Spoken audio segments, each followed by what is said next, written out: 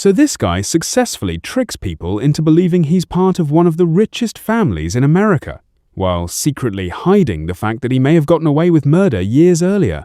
And somehow, this insane lie works for decades.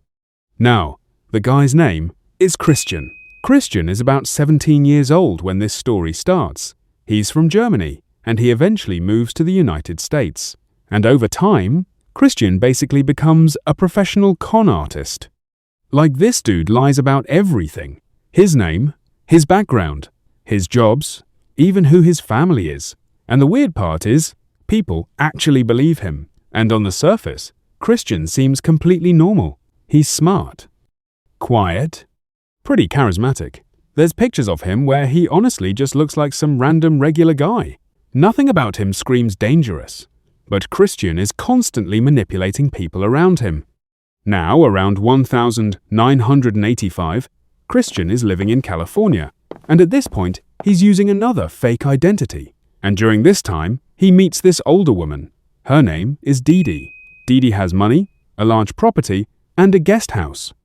And Christian somehow convinces her to let him stay there. Now, at first, this probably seems harmless, but then Dee Dee's adult son, John, and John's wife Linda move onto the property too. And this becomes a problem, because now John is around Christian all the time. And pretty quickly, John starts getting suspicious of him. Like, Christian's stories don't really make sense. And prosecutors later believe the two eventually have some kind of confrontation. And one day, Christian attacks John with a blunt object, then stabs him, and this unalived him, and he later buries his body in the backyard. Now, around this same time, Linda also disappears.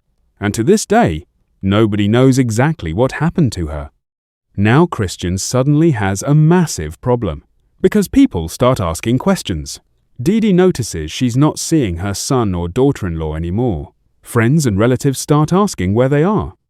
And Christian comes up with this insane story that John and Linda have gone to Europe on some kind of secret government-related mission. And somehow, Dee Dee actually believes him for a while. But other people are suspicious. Because nobody is hearing directly from John or Linda. Everything is coming through Christian. And eventually, concerns grow so much that police are contacted. So police show up at the property to question people. And this part is absolutely insane. Christian answers the door butt-ass naked. Apparently, he tells police he's a nudist, and he also starts making weird claims about being connected to royalty or aristocrats or something. Because this guy is just bizarre. But despite acting weird as hell, Christian keeps repeating the same story, that John and Linda are supposedly away in Europe on some secret mission. And Dee Dee backs up the story too. So at this point, police really can't prove anything. There's no body, no crime scene, no direct evidence. So eventually, they leave, and Christian basically gets away with it.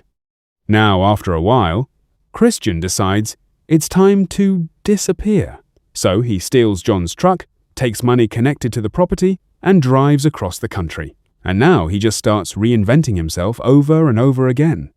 At one point, he lies his way into executive jobs despite having basically no qualifications. Then, years later, he creates his biggest fake identity yet, Clark Rockefeller. Yeah, as in the Rockefeller family. In case you don't know who the Rockefellers are, they're one of the richest and most influential families in American history. In fact, the world's first billionaire was a Rockefeller. So, now you can see why Christian wanted people to believe he was one of them. And somehow people believe that story too. So now Christian starts hanging around wealthy social circles. He marries a successful woman, has a daughter, and lives this rich upper-class lifestyle. And now it honestly looks like he completely escaped his past. And it looks like Christian is never going to get caught.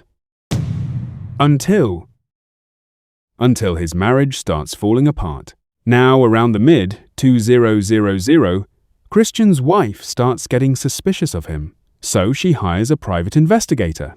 And the investigator quickly realizes something's wrong. Christian is definitely not a Rockefeller. In fact, nobody can even figure out who this guy really is. And once Christian's wife learns this, boom, divorce. And during the custody battle, Christian agrees to supervised visits with his daughter. But then, in 2008, Christian completely snaps. One day, he's outside with his daughter and a social worker during one of these supervised visits, when suddenly a black limousine pulls up beside them, and Christian suddenly grabs his daughter, shoves the social worker out of the way, throws the kid into the limo, jumps inside himself, and the limo speeds away. It's a full-on kidnapping, and now the FBI gets involved. Christian's face is suddenly everywhere on the news. And so, bam, Christian is finally arrested. I couldn't find a mugshot, but here is a picture of him in real life. And once investigators start digging into who he really is, everything starts unraveling, because people finally recognize him, not as Rockefeller, but as Christian, his real identity. And investigators eventually connect him back to John's disappearance from the 1980. Now here's the disturbing part. Years earlier, back in 1994, human remains had already been discovered, buried in a backyard, connected to the old property in California. Those remains were later identified as John. He had been brutally unalived. And Linda? She was never found. And to this day, nobody knows exactly what happened to her. Eventually, Christian goes to trial for John's murder. Now the case is mostly circumstantial. There's no confession, no clear motive. But prosecutors believe Christian unalived John after some kind of confrontation, and then spent decades running from it while creating fake identities. And ultimately, the jury agrees. Christian is found guilty of first-degree murder. And he's sentenced to 27 years to life in prison.